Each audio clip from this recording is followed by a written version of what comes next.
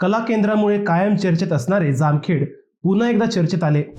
नृत्यांगना दीपाली पाटील हिच्या आत्महत्या प्रकरणात आता एक नवा ट्विस्ट समोर आला आहे। पोलिसांनी शुक्रवारी भाजपच्या माजी नगरसेवकाला अटक केल्यानंतर या प्रकरणाची राज्यभर चर्चा सुरू झाली। त्यातच राष्ट्रवादीचे आमदार रोहित पवार यांनीही आपल्या सोशल मीडिया अकाउंटवरून हा प्रकार सर्वांसमोर आणत स्थानिक नेत्यांवर गंभीर आरोप केले आहेत। त्यामुळे या प्रकरणाची चांगलीच चर्चा झाली। आत्महत्या केलेल्या नर्तिकेच्या आईनेही या प्रकरणात वेगळीच फिर्याद दिल्यानंतर प्रकरणाला वेगळे वळण लागले। नेमकं काय आहे हे सगळं प्रकरण, हाच विषय आपण आज समजून घेऊयात। नमस्कार, मी अजय आणि तुम्ही पाहत आहात अहिल्यानगर लाईव्ह 24। नगरी घडामोडींचं परफेक्ट ॲनालिसिस। जामखेड येथील नृत्यांगना दीपाली पाटील हिने साई लॉजमध्ये गळफास घेऊन जीवन संपवलं। गुरुवारी हा प्रकार उघडकीस आला। दीपाली पाटील ही मूळची कल्याण येथील असल्याचे सांगितले जाते। ती जामखेड शहरातील घुंगरू कला केंद्रात गेल्या 2 वर्षांपासून नृत्यांगना म्हणून काम करत होती। काही मैत्रिणींसोबत ती जामखेड शहरातील तपनेश्वर भागात राहत होती। गुरुवारी दुपारी ती मैत्रिणींना बाजारात जाऊन येते असं सांगून गेली। काही तासानंतर तिचा फोन बंद लागला। सायंकाळपर्यंत दीपालीसोबत काहीच संपर्क न झाल्याने तिच्या मैत्रिणींना शंका आली। दीपालीचा फोन एवढा वेळ बंद का लागतोय म्हणून मैत्रिणींनी परिसरात चौकशी केली। दीपाली ज्या रिक्षात बसून गेली होती तो रिक्षा चालक या मैत्रिणीच्या ओळखीचा होता। त्यानंतर मैत्रिणींनी त्या रिक्षा चालकाला फोन करून दीपालीला कुठे सोडले याबाबत चौकशी केली। त्या रिक्षा चालकाने दीपालीला खर्डा रोडवरील साई लॉजमध्ये सोडल्याचे सांगितले। त्यानंतर दीपालीच्या मैत्रिणी सायंकाळी 5:30च्या सुमारास साई लॉजवर पोहोचल्या। दीपाली ज्या रूमवर थांबली होती ती रूम आतून लॉक होती। त्यानंतर लॉजच्या वेटरने डुप्लिकेट चावीने रूम उघडली।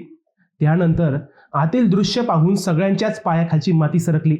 दीपालीने तिच्या स्वतःच्या ओढणीच्या साहाय्याने पंख्याला गळफास घेतला होता। त्यानंतर दीपालीचा मृतदेह खाली उतरून तिची मैत्रीण हर्षदा रवींद्र कामठे हिने जामखेड पोलिसात खबर दिली। पोलिसांनी अकस्मात मृत्यूची नोंद केली। परंतु त्यानंतर या प्रकरणात ट्विस्ट आला। पोलिसांनी या घटनेची माहिती दीपालीच्या कुटुंबियांना कळवली। तिची आई दुर्गा अरुण गायकवाड राहणार कल्याण यांनी तातडीने जामखेड गाठले। शुक्रवारी दीपालीचे कुटुंब जामखेडमध्ये आल्यावर नव्या चर्चांना सुरुवात झाली। दीपालीच्या आईने आपल्या मुलीने माजी नगरसेवक संदीप गायकवाड याच्या त्रासाला कंटाळून आत्महत्या केल्याचा आरोप केला। शिवाय जामखेड पोलिसात जात संदीप गायकवाड याच्या विरोधात फिर्यादही दाखल केली। संदीप हा विवाहित असून त्याने आपल्या मुलीकडे लग्नाचा तगादा लावला होता। यासाठी तो तिला कायम त्रास द्यायचा, छळ करायचा, मारहाण करायचा अशी फिर्याद दीपालीच्या आईने जामखेड पोलिसांमध्ये दिली। यानंतर या प्रकरणाने नवे वळण घेतले। पोलिसांनी संदीप गायकवाड याला तातडीने अटक केली। आरोप करण्यात आलेला व गुन्हा दाखल झालेला माजी नगरसेवक संदीप गायकवाड हा माजी नगरसेवक होता। आरोप करण्यात आलेला व गुन्हा दाखल करण्यात आलेला माजी नगरसेवक संदीप गायकवाड हा माजी नगरसेवक होता। विशेष म्हणजे संदीप गायकवाड यांच्या पत्नी लता संदीप गायकवाड यांनी नुकतीच नगर परिषद निवडणूकही लढवली। या निवडणुकीचा निकाल येत्या 21 डिसेंबरला लागणार आहे।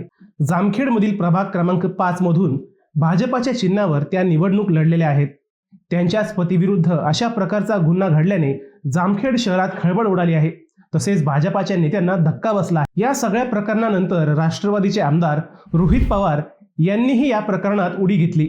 गुन्हेगार प्रवृत्तीचे अनेक उमेदवार भाजपने निवडणुकीच्या रिंगणात उभे केले आहेत असा आरोप त्यांनी केला।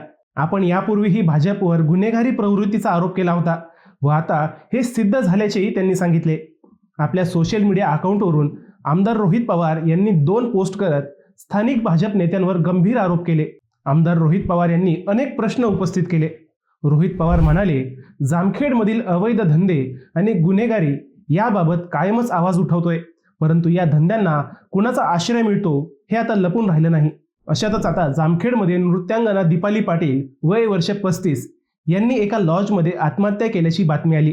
आत्महत्या करण्यापूर्वी संबंधित महिलेसोबत कोण होतं, त्याचे काय संबंध आहेत, त्याला कोणत्या उच्च पदास्थांचा वरदहस्त आहे आणि त्याच्या कुटुंबातील व्यक्तीने कोणत्या पक्षाकडून निवडणूक लढवली याची सखोल चौकशी करण्यासाठी संबंधित लॉजवरील CCTV फुटेज पोलिसांनी ताब्यात घेऊन या गुन्ह्याची उकल करावी।